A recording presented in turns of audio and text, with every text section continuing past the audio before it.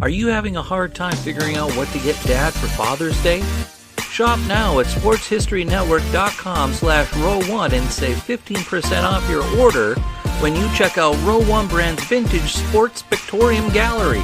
They have America's best sports art. With over 7,200 historic sports prints, you're assured to find something unique for Dad this Father's Day.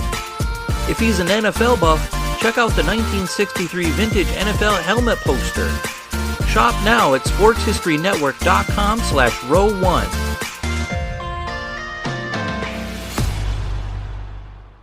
This podcast is part of the Sports History Network, your headquarters for the yesteryear of your favorite sport. You can learn more at sportshistorynetwork.com. When great events in history occur, do witnesses realize the importance?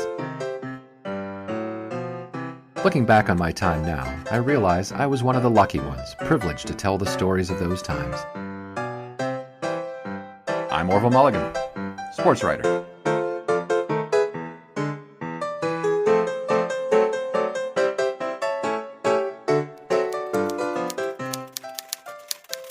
How did I end up here? Just lucky, I guess. I know what you're thinking. What with a name like Orville Mulligan? He's about to tell us it was 99 and 44 100% pure Irish luck. But that's more like something my mother and father would say. History, should it choose to remember me, will show that January 1st, 1900 was the date of my birth. Ma and Da saw great meaning in this confluence of numbers on the calendar. And when they heard the news about a man with a Christian name the same as mine becoming the first man to achieve flight, well, they took that as a divine sign. After all, what Irish parents would choose to name their son Orville? Ma claimed it had come to her in a dream, and when Orville Wright flew his glider at Kitty Hawk, that was confirmation of my utterly unique status. All of my earliest childhood memories come with a background of this infield chatter. Man of the future, they would say. Born at the dawn of a new century, would they enthusiastically describe to friends. Should I protest that my fortuitous arrival into this world actually occurred at the rather mundane hour of 3 in the afternoon, and that the first year of the 20th century was actually 1901, the aggrandizing would give way to a torrent of lamentations in their distinctive patois of Irish and English. Theirs was the standard immigrant story. Da took the jobs the Irish and Negroes got in Pittsburgh. 12, 14, 16-hour shifts in a steel mill. Da took pride that his steel mill was opened by Andrew Carnegie himself. At first, Ma worked as a seamstress, taking jobs at home. When I got old enough for school, she went to go work for one of the industrial laundry works. Their toils were all in service of... Excuse me, ladies and gentlemen. I apologize for the interruption. Orville, you're going to have to start over. What? Why? Because we're already several minutes into this, and all we've heard about are your parents. I'm just trying to establish character and background. Mine is the American story. I am of old world stock and such. Well, I certainly don't feel grounded. No matter. As your editor, I would have red-penned all of that, so you have no choice. All right. Let's see. The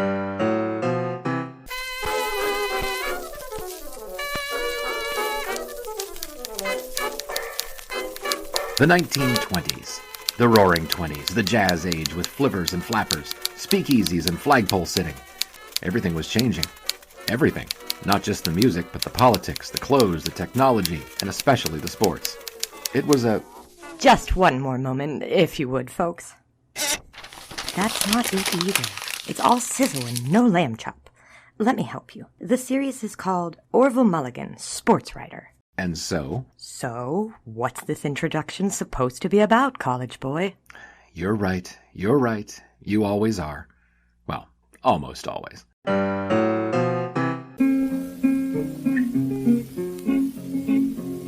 I'm broke and I ain't got a dime. I'm broke and I ain't got a dime. How did I end up here? I don't know. I never planned on becoming a sports writer. As a wise man once told me, consider yourself a writer first. And that's me, a writer first. No. Now it's all grounding. But superficial grounding. Get to the drama, Mr. Writer first. Start the story as late as possible. May I? Bien sûr, mademoiselle. Now don't get French with me. I apologize one more time, dear audience. He's better about telling the story than being the story. Let's see. Maybe something like...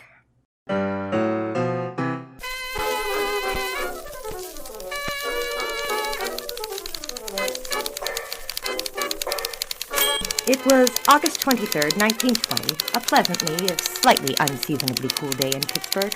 Elsewhere, the Polish army had taken Soledad in Russia. In Costa Rica, women got the right to vote. In Camden, New Jersey, 8 people were killed when a train collided with an autobus. And about 4 miles eastward, Jeff Pepper and the Dodgers were shutting out our Pittsburgh Pirates.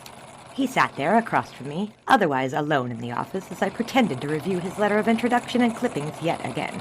I'd already done so a good 3 times, and quite frankly was rather impressed with his sharp writing style. With a little refining and discipline, he might become a talented journalist. I was yet unsure, however, as precisely what manner we were to employ him. Excuse me, miss, but is Mr. Delft expected back any time soon? My appointment was set for nearly 20 minutes ago. It shouldn't be long now, Mr. Mulligan. Your continued patience is appreciated. Are you Mr. Delft's secretary, then? I am the assistant to the editor-in-chief of the Pittsburgh Guardian newspaper and affiliated publications. As such, currently among my duties are those of office manager, copy editor, proofreader, general quality control, maintenance, advertisement sales, receptionist, and occasional caterer. I am Mr. Delft's secretary, primarily for convenience of the newspaper's masthead. And your name? Marla. Just Marla? No, it's Marla Delft, actually.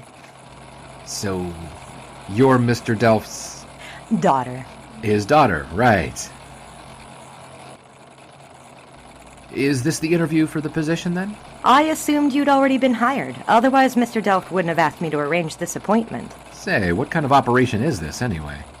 An excellent question. The Pittsburgh Guardian was founded in 1887 as a twice-weekly broadsheet by Mr. William J. Lindstrom. He took on Mr. Delft just before the Globe folded, and the two of them managed to keep the Guardian afloat through the aughts and the teens, eventually expanding publication to 5 days a week, then 6. Mr. Lindstrom retired after 30 years of running the Guardian and moved to Havana after selling the operation to Mr. Delft for the nominal sum of $1. Today, the Guardian is Pittsburgh's 8th biggest daily by circulation, with distribution mostly in Oakland and the East Side. Mr. Delft's editorial philosophy is one of quality over quantity, modernity over tradition. As the paper's budget and payroll manager, another of my duties here, I can say with some authority that the Guardian is run in a constant state of crisis. Nevertheless, Mr. Delft insists on employing roving reporters traveling throughout Pennsylvania and the rest of the USA to cover stories that other Pittsburgh papers might just run off the wire service. Quality over quantity. Another prominent characteristic of Mr. Delft's editorialship is his adherence to the latest in gadgetry. We've got 4 ticker tape machines, 2 for national and international news, 1 for financial and 1 for sports. We've got 6 box cameras, none more than 2 years old, though we employ just 1 in-house photographer. And right here are not 1, not 2, but 3 telephones in 1 office. About the only machine that's not ahead of its time is Mr. Delft's Jalopy. You've heard of the Model T? I figure this one is to be a Model F. That will be Mr. Delft now. Marla, everything on track? I'm still waiting on Larry's city elections piece and hoping for more on the Soledad story from the wires. Efficient as ever. Let me bang out the editorial and we can pasteboard it up. Father, this is Orville Mulligan, whom you requested come in today for the sportswriter position. Wait, sportswriter position? Oh, yes, of course. Good to meet you, kid. You're the one that sent the piece on the Greek sculpture, right? Father, his were on working conditions in the steel mills. Yes, that's it. Great stuff. Just great. Great to have you on board, Oliver. Can you start immediately? It's Orville, sir. And I suppose so, yes, I can start immediately and all, but are you certain I'm the best for the job?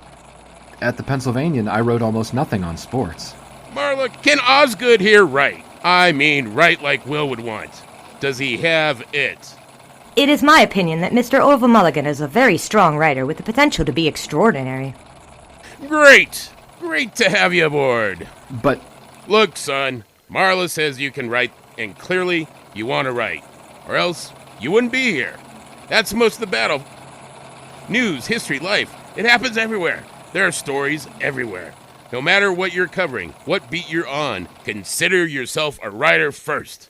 Can you do that, Orville? Yes. Yes, why not? I mean, yes. Yes, I can do that. Great. Marla, get Orville on the train to Canton. Set him up with Thorpe for tomorrow night at the usual spot. Now I've got to write this editorial. Thorpe? Jim Thorpe, the Olympian? That's right, kid. See, you do know your sports.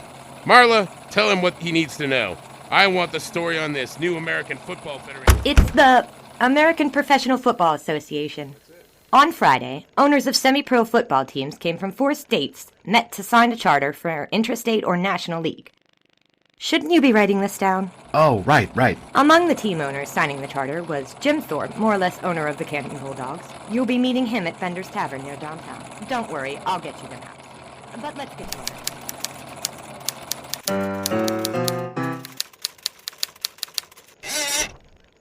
Now, that's a proper introduction. Nicely done, Mr. Mulligan. Thank you. And your assistance was as invaluable as ever, Miss Delft. Why, thank you, Mr. Mulligan. Now take this story home like Babe Ruth. Or Jim Thorpe. Mixed metaphor. Hey, he played baseball. Okay. That trip to Canton was the first of so many that I'd eventually take around this country, and I'd like to think that somewhere along the way I became decent at the art and craft of sports writing. The final verdict may yet be pronounced on that matter, but presently I can say one thing for certain. Old Frank Delft was right. Stories happen everywhere. Looking back on my time now, I realize how amazing it was to tell the stories of those times. How did I end up here? Just lucky, I guess. Until next time, I'm Orville Mulligan, sports writer. You've been listening to Orville Mulligan, Sports Writer, a production of the Sports History Network and Number 80 Productions. Orville Mulligan stars Doug Fye, Ilana Fye, Eric Bodwell. Producers are Darren Hayes and Oz Davis. The series concept creation by Darren Hayes. Script for this episode was written by Oz Davis. The theme song is Dayton Triangle's Rag and was arranged and performed by Bruce Smith. Other music used in this production includes Dardanella by Dick McDonough and his orchestra, No No Nora by the Caroliners, One Time Blues by Blind Lemon Jefferson, and Japanese Sandman by Paul Whiteman and his Swinging Strings. Keep your dial locked to this podcast station for the next great episode of Orville Mulligan, Sports Writer, coming soon.